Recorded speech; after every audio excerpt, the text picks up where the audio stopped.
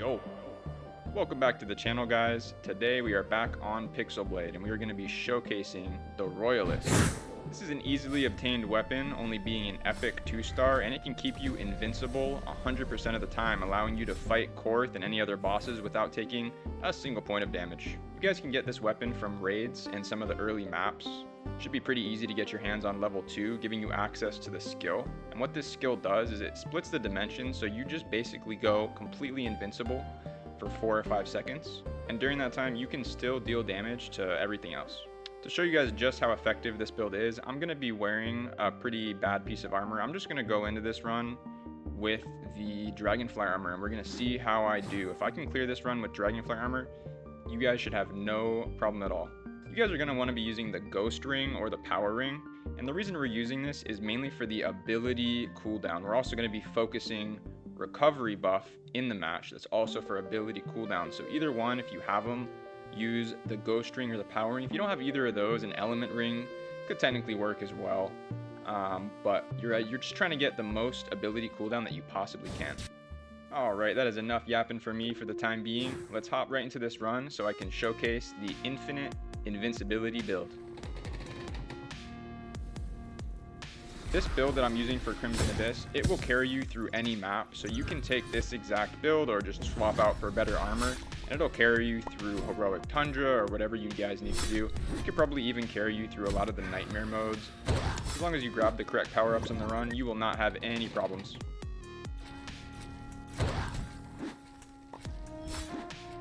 So as you can see, guys, here I am using the ability, and it'll just completely split the dimensions so that you take 0 damage from any mobs or bosses, but you're still able to damage them. This is a really slept on weapon. I don't see it used very much, but I think it can solo pretty much any map in the game right now.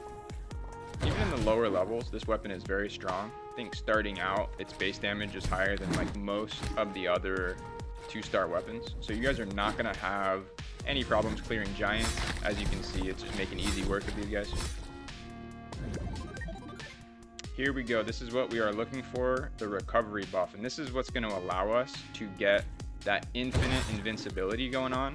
We're just going to try to get recovery as high as we possibly can as soon as possible, so that before we get to the first boss, we are able to beat him really easily. I'm looking around because I can't find the last mob. Turns out this guy got stuck in the floor. So luckily I have aura, and I'm able to just run over and let the aura kill him. This might cause you to reset if you don't have aura, but it's a bug and usually doesn't happen.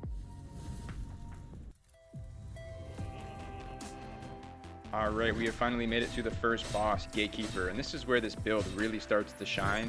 You guys are going to see how easy this weapon makes bossing and clearing some of the harder rooms on this map.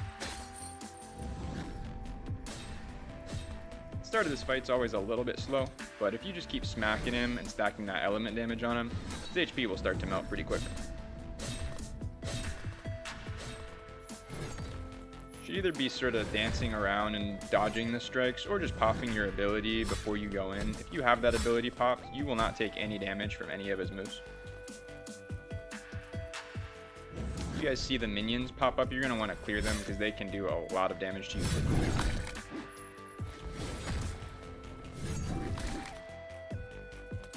So this is why you guys are going to want to use these pillars to block him and not just stand out in front of him, is because he is that grapple move you just saw, and that'll actually suck you in and stun you. And most of the time afterwards, he'll also be able to get a hit off on you, which does quite a bit of damage.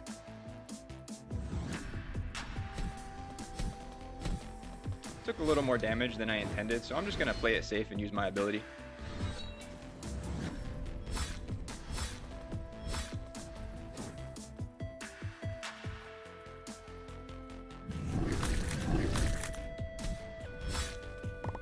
I got a little lower HP than I wanted to, but that is an easy Gatekeeper clear nonetheless.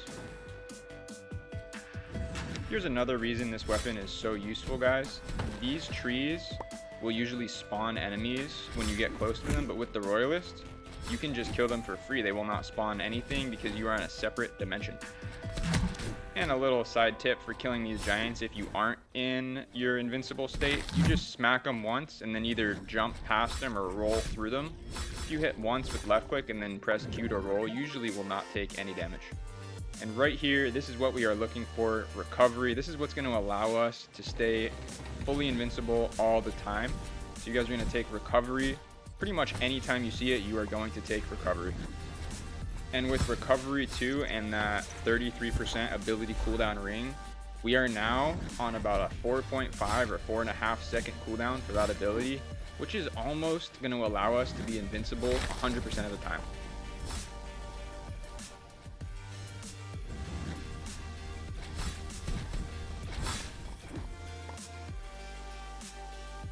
We have finally made it to boss number 2, the Infested Beast, and you guys are going to be surprised. This weapon is going to make really quick work of this boss. So at this point, with the cooldown pretty low, you guys should have maybe at least recovery 1, if not recovery 2.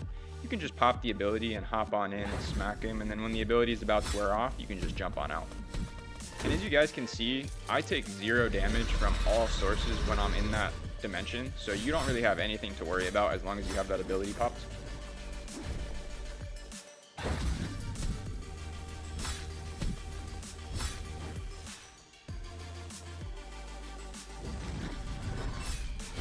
Once you guys get recovery 2 and you're popping that ability pretty frequently, you're going to notice that you're running out of stamina.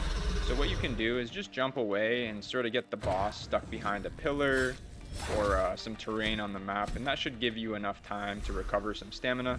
Luckily, the skill is very cheap, so you don't use a lot of stamina when you use that skill.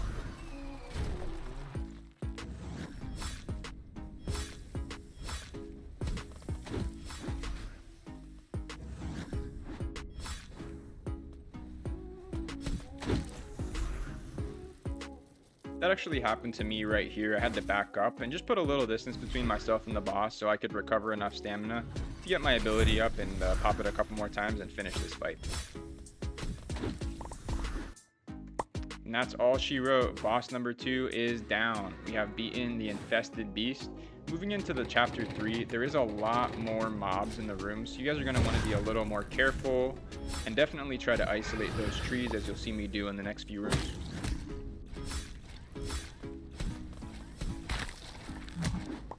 And I'm just making easy work of these giants. It is really a breeze with this weapon. It's just too easy.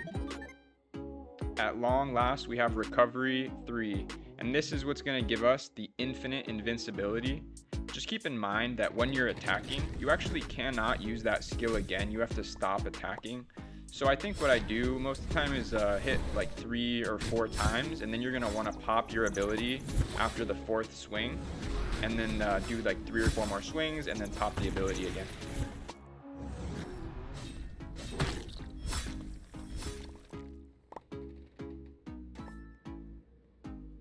I am using the Dragonfly armor. This armor has a total of 300 HP.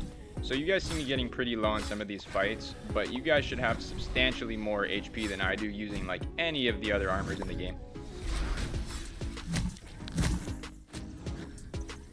And after you get the infinite cooldown with the Royalist and you keep popping the ability when you're still invincible, it's actually going to glitch out your character. So don't be alarmed if you guys appear like fully invisible. It's just a bug. If you guys made it this far in the video and you like the content, take a moment to subscribe. It helps me out a ton, guys.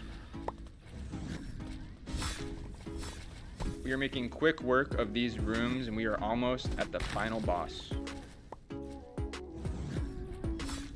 Element Circle is a good choice of power up if you don't have any other good options, because it gives you some extra damage and still works when you're in that other dimension.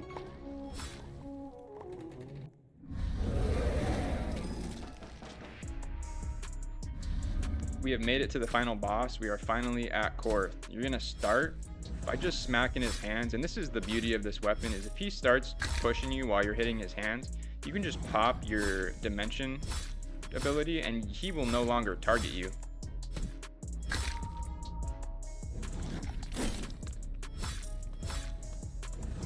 So right here I got stunned and then I almost got trapped in the skill check, and you guys really want to avoid those the black circles, because that is an instant. If you fail the skill check, you got to tap spacebar 3 times. It'll just instantly kill you. Luckily you are able to dash out of that circle while you're stunned. So as you just saw right there, I got stunned but then I dashed out.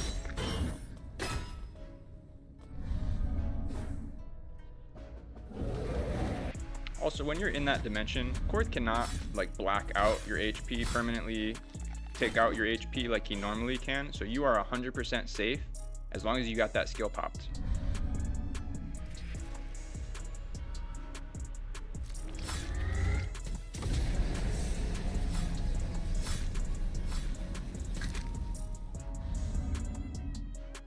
And we almost got him into phase 2, guys. When you deplete his HP bar the first time, he will go into phase 2, and you guys got to be a little bit more careful in phase 2 because he does a lot more damage, and he'll also summon minions.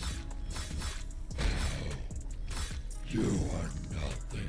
Here we go. He just went into phase 2, and he's gonna resurrect both of his hands when he goes like back into phase 2 from phase 1. So you're gonna have to run back and beat kill both of those hands again in order to do damage to him. Luckily, when you pop that ability, he's gonna leave you alone.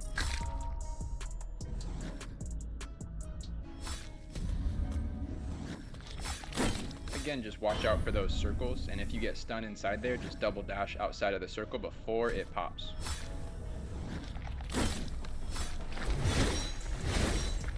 You can just ignore all of the minions with this weapon, so when Korth summons minions and if he's close to being dead and you don't want to deal with mobs, you can just pop the ability and damage Korth directly, and you don't really have to worry about clearing any of the minions. If you guys get low on stamina, remember you can just use the pillars or whatever terrain is inside the boss map to buy yourself a little time.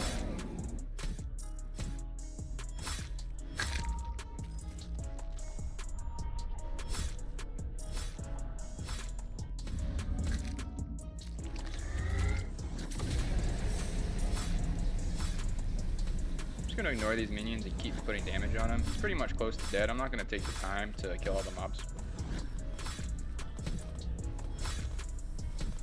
There we go, guys. That's the run. As you can see, very easy run. We're wearing Dragonfly armor. It only has 300 HP, so if y'all have this weapon and pretty much any armor, you should be able to clear most of the maps without a problem. If you guys want me to showcase other early game weapons like Golden Hand and how to get 10 plus minions in a room before even entering that room, like the video, subscribe, and let me know in the comments what you guys want to see next.